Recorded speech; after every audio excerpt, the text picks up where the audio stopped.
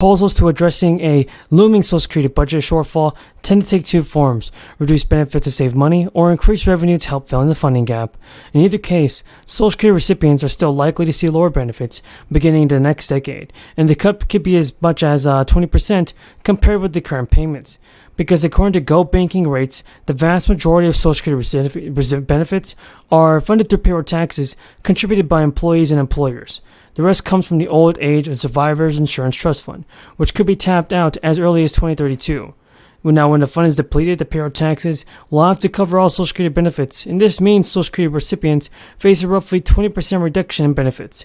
Addressing the funding gap means making some hard decisions about how to proceed. One idea is to raise the full retirement age for claiming benefits, and the FRA is the age at which you can get your full benefits. Claiming early means you will have lower monthly payments, while waiting as late as 70 means you get the maximum.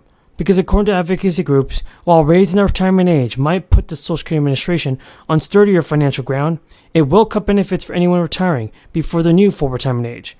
One group noted that when the full retirement age of 65, workers retired at age 62 received an initial benefit that was 20% less than their full amount when the FRA raises the 67 age. The alternative to this is getting less stimulus. As price gouging comes at the pump, it has become more common across the country. A new piece of bill have just been signed to law. It will prevent gas price spikes and lower the price of gas for many Americans. States are considering new rebate checks that may be worth hundreds of dollars.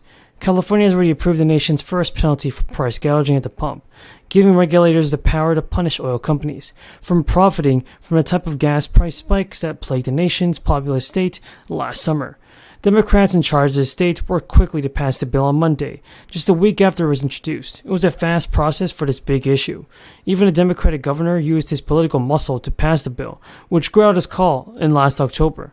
Now, legislative leaders have previously rejected his initial call for a new tax because they feared it could discourage supply chain and lead to higher prices.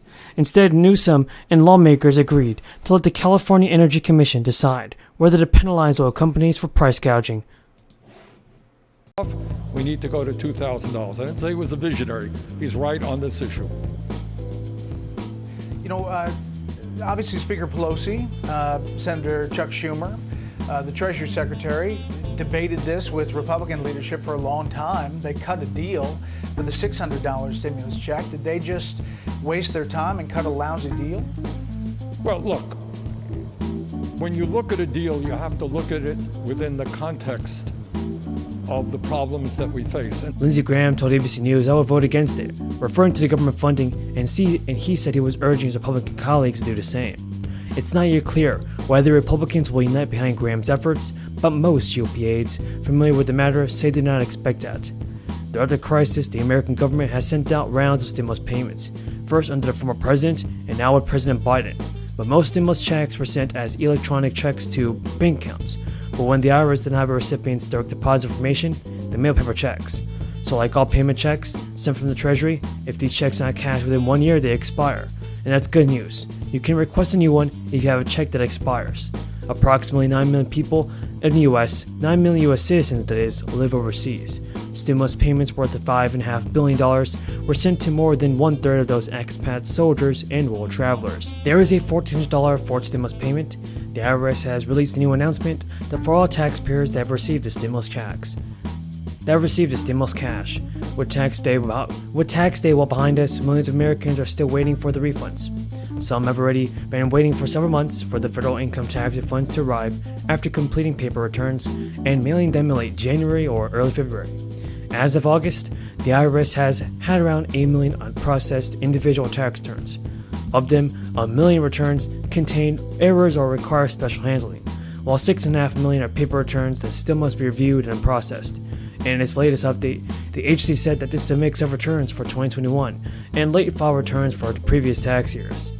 The IRS says it's essentially been unable to process the 2022 returns until it finishes processing all the 2021 returns. So before the crisis, the IRS typically delivered refunds to paper filers within 4 to 6 weeks. However, over the past year, refund delays tied to paper filings have generally exceeded 6 months. While doing taxes can be stressful, the process can be satisfying once your return hits your account. The good news is that the IRS has to pay interest on any money it owes you, So your tax refund comes from your 2021 return, and the IRS is required to start paying interest on overpayment 45 days after accepting a tax return. To determine the status of your return, you can use the IRS tax refund tracker, which will also let you know if your return has been rejected by the IRS because of errors. If you filed a proper return and you did it on time and the IRS does not issue your refund within 45 days, the agency is required to start paying interest on your refund amount. As of July 1st, the IRS inflation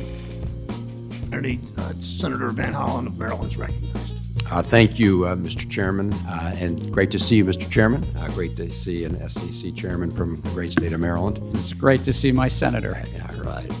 Let me just pick up on the first point that Senator Kennedy raised in terms of implementation of the Holding Foreign Countries Accountable Act. I just want to thank you and your team for pursuing that. I also agree we should shorten the time period to 2 years, and I want to thank Senator Kennedy for his work on this. The idea, of course, was to make sure we protect American investors, especially smaller investors, by ensuring that all companies listed on our exchanges comply with our accounting rules. And I know you had very tough negotiations with China. Thank you for keeping us informed. The ultimate proof is in the pudding, right? Their execution of it. But I do want to salute you and your team for all your efforts to date on that.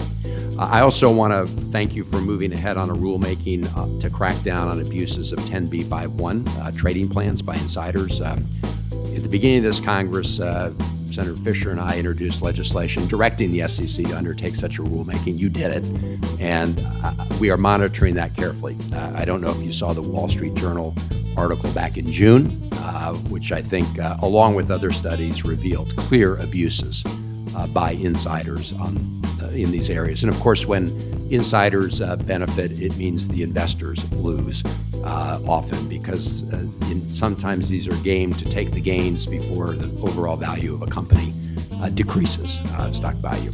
So I want to thank you for that. We're monitoring that.